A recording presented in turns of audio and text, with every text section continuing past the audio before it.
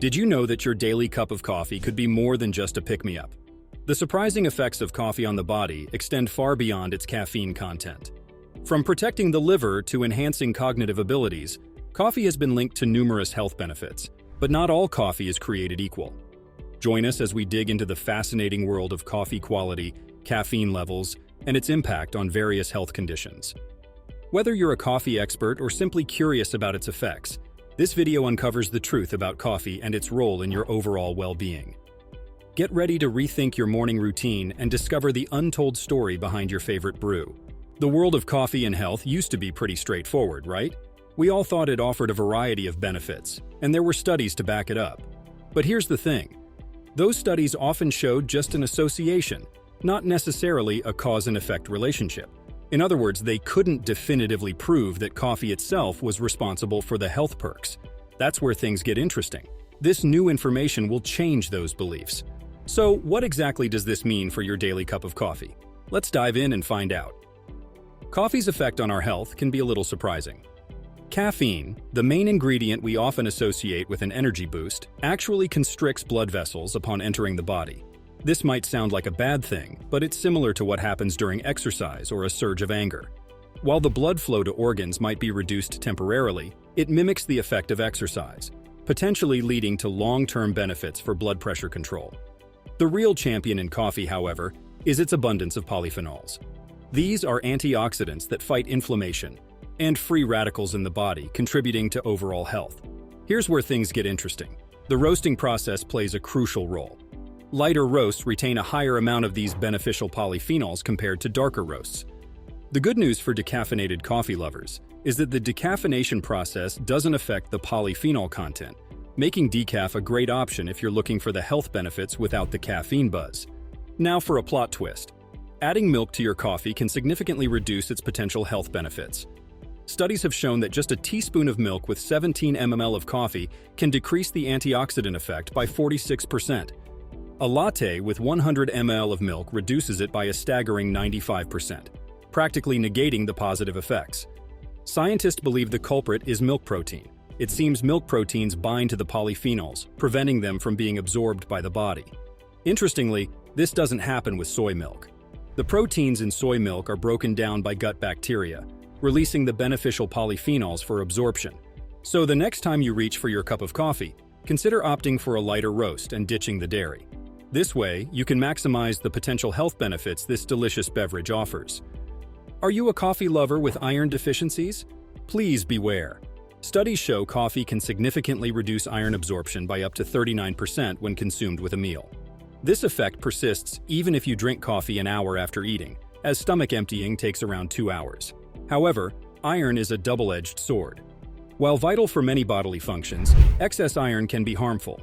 It can mimic deficiency symptoms, leading to unnecessary iron supplements when reduction is actually needed. The real danger lies in iron's pro-oxidant effect. Like rust, it damages the body. High iron storage levels are linked to increased risk of type 2 diabetes, Alzheimer's, and shortened DNA caps, thus affecting cell aging. Interestingly, for people with inflamed joints due to excess uric acid, coffee's iron-binding effect can be beneficial. By reducing iron absorption, it can potentially lessen the joint pain. So coffee can be a friend or foe depending on your personal needs. Mortality and coffee consumption have been subjects of much debate.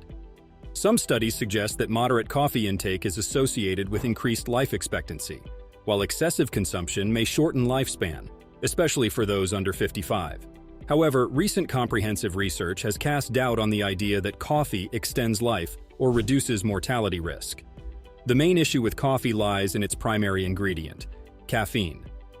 Caffeine is a neurostimulant found in coffee and increasingly used in energy drinks, especially among younger individuals. It works by blocking adenosine, a natural substance in the body that signals tiredness. By inhibiting adenosine, caffeine stimulates the sympathetic nervous system, leading to increased heart rate, constricted blood vessels, and heightened brain activity.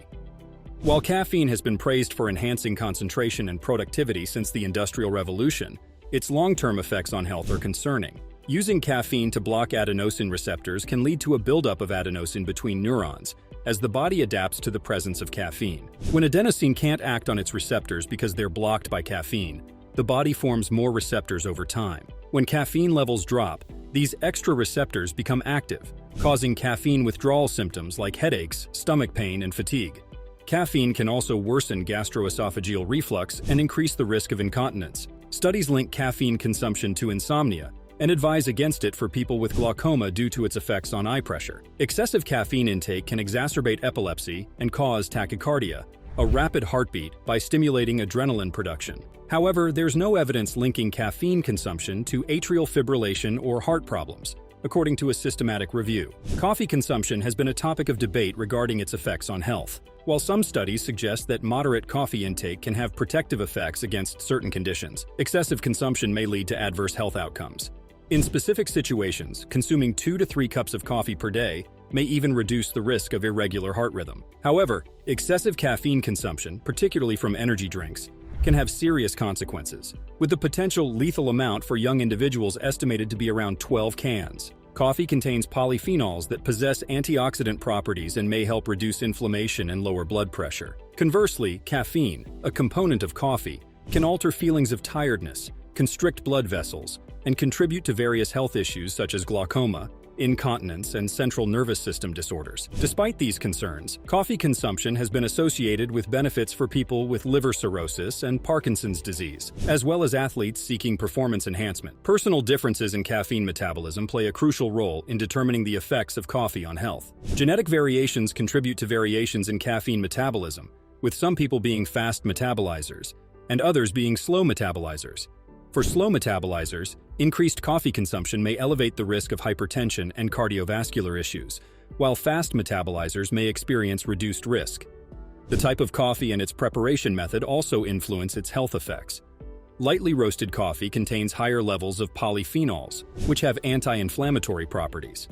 On the other hand, over-roasted coffee or coffee with added milk may lack these beneficial compounds.